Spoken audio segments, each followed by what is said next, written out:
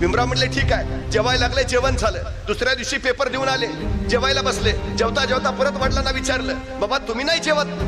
भीमराव तुमचं होऊ द्या, तुमचं झालं की मी जेवतो. तिसऱ्या दिवशी, चौथ्या दिवशी जेवता जेवता बाबासाहेब आंबेडकर आपल्या वडिलांना विचारायचे, बाबा तुम्ही नाही जेवत? आणि रोज वडिलांचं उत्तर ठरलेलं, तुमचं होऊ द्या, तुमचं झाल्यावर मी जेवतो. 5व्या 6व्या दिवशी पेपरवरनं आल्यावर डॉक्टर भीमराव आंबेडकर जेवायला बसले होते. जेवता जेवता अचानक त्यांच्या लक्षात आलं की मी रोज वडिलांना विचारतो, तुम्ही नाही जेवणार?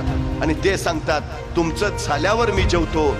पण माझं जेवण झाल्यानंतर टोपलीत भाकरीत शिल्लक राहत नाही, तर माझ्या नंतर माझे वडील मग खातात काय?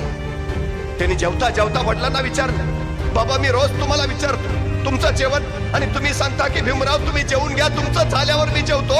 पण बाबा माझं जेवण झाल्यानंतर टोपलीत भाकरीत शिल्लक राहत नाही, मग तुम्ही खाता काय? तुम्हाला भूक नाही का लागत? तसे रामजी बाबा म्हणाले, भीमराव माझी भूक या भाकरीनं भागणारी नाही. तुम्ही एवढे मोठे व्हा, एवढे मोठे व्हा की तुमचं ते मोठेपण बघूनच माझं पोट भरेल. भीमराव तुम्ही मोठे व्हा.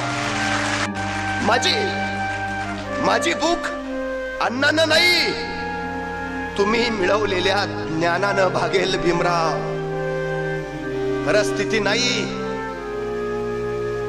घरात नीट उजेड नाही म्हणून आम्ही अभ्यासाला बसत नाही.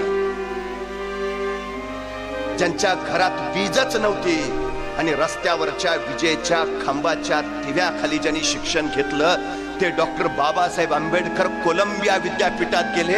आजही तिथं गेला तर त्या प्रवेशद्वारावर लिहिलंय, अमेरिकेच्या कोलंबिया विद्यापीठात शतकातील सर्वोत्तम विद्यार्थी डॉक्टर बाबासाहेब आंबेडकर.